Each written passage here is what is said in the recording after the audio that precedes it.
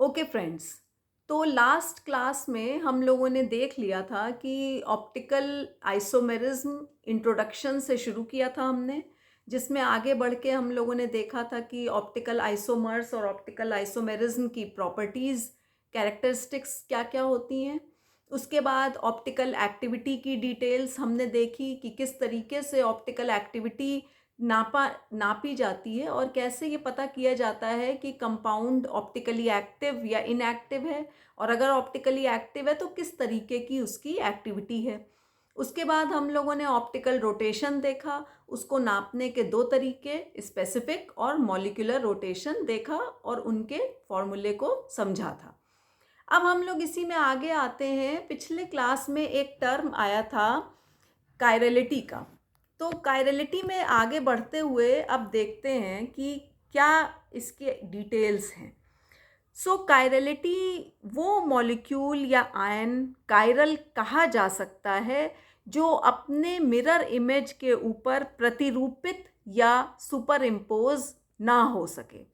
इस तरह का अरेंजमेंट मॉलिक्यूल्स का हो कि जो उस मॉलिक्यूल की मिरर इमेज हो उसके ऊपर उसको सुपर इम्पोज ना किया जा सके।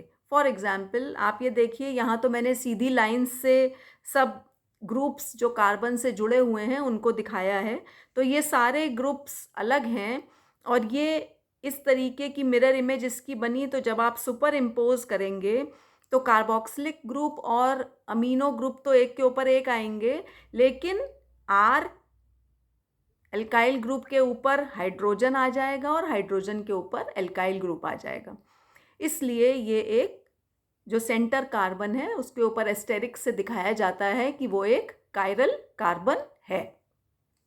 इसी तरीके से नेक्स्ट एग्जाम्पल आप देखें जिसमें अलग अलग प्लेन्स पे ग्रुप्स का अरेंजमेंट शो किया गया है।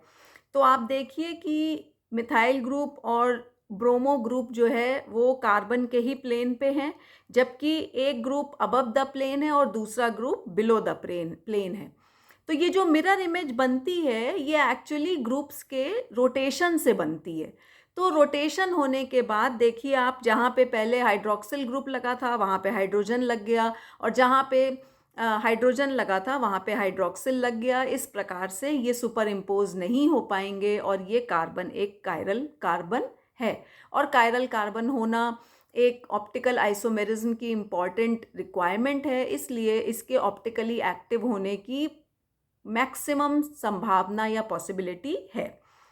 अब एक आता है टॉपिक नेक्स्ट, समरूपता के तत्व या elements of symmetry.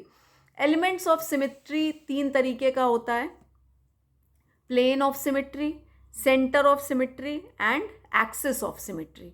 Plane of symmetry क्या है? एक वो प्लेन जो कि किसी भी मॉलिक्यूल को दो इक्वल पार्ट्स में डिस्ट्रीब्यूट कर दे, डिवाइड कर दे, उसको कहते हैं प्लेन ऑफ सिमिट्री। यानी मॉलिक्यूल के बीच से एक ऐसी आभासी लाइन, एक वर्चुअल लाइन ड्रॉ करी जाए और मॉलिक्यूल दो इक्वल पार्ट्स में डिस्ट्रीब्यूट हो जाए एक दूसरे के सामने, तो इसको कहते हैं प्लेन ऑफ सिमिट्री। जैसे ये देखिए एक एग्जाम्पल, ये तो मैंने एक ऐसे एग्जाम्पल हाइपोथेटिकल दिखाया है। ये कंपाउंड्स हैं दोनों, इनमें बीच में अगर एक लाइन आप ड्रॉ कर दें तो वो लाइन इस मॉलिक्यूल को दो इक्वल पार्ट्स में डिस्ट्रीब्यूट कर देती है, तो इस लाइन को कहते हैं प्लेन ऑफ सिमिट्री। इसी तरीके से नेक्स्ट आता है हमारा सेंटर ऑफ सिमिट्री, यानी कि समरूपता का केंद्र। तो सेंटर ऑफ सिमिट्री वो पॉइंट है जो उस मॉलिक्यूल के सेंटर में है। अब इस पॉइंट से अगर आप लेफ्ट और राइट में कोई भी आभासी लाइन बना दें, अपने मन से एक इमेजिनरी लाइन बना दें आप, जो कि ऊपर, उस प्लेन के ऊपर और प्लेन के नीचे सेम ग्रुप को मीट करे। अगर आपने जो लाइन दोनों तरफ ड्रॉ करी है वो जिस प्लेन पे वो सेंटर है उस प्लेन के नीचे और ऊपर सेम ग्रुप्स को मीट कर रहा है, तो उस सेंटर जहाँ से आपने लाइन ड्रॉ करी है उसको कहते हैं सेंटर ऑफ सिमिट्री।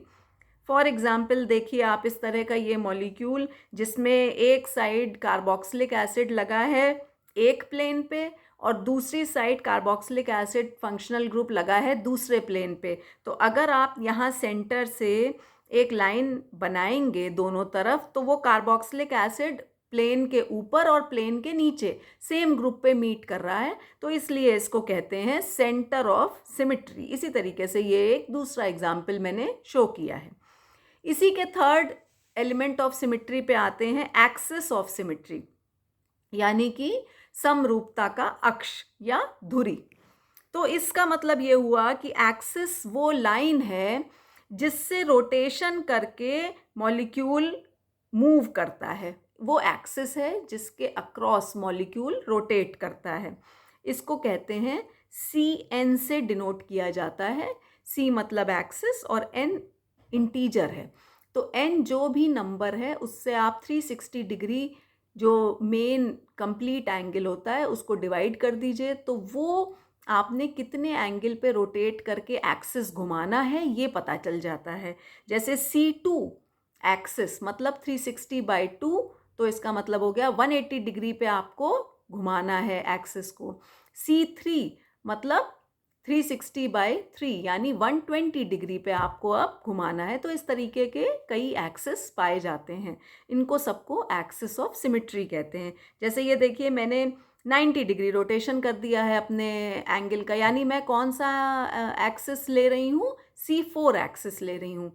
तो 90 डिग्री पे रोटेट किया मैंने तो A की जगह पे D आ गया, B की जगह पे A आ गया, C की जगह पे B आ गया और D की जगह पे C आ गया। तो ये रोटेशन हो गया और इस तरीके से ये एक्सिस ऑफ सिमिट्री पाया जा रहा है इसमें। ये हैं समरूपता के तत्व या एलिमेंट्स ऑफ सिमिट्री। अब इसके बाद जो हमको नेक्स्ट टॉपिक पढ़ना है वो है नोमेनक्लेचर ऑफ आइसोमर्स या ऑप्टिकल आइसोमर्स की नामावली। तो ये दो तरीके की होती है।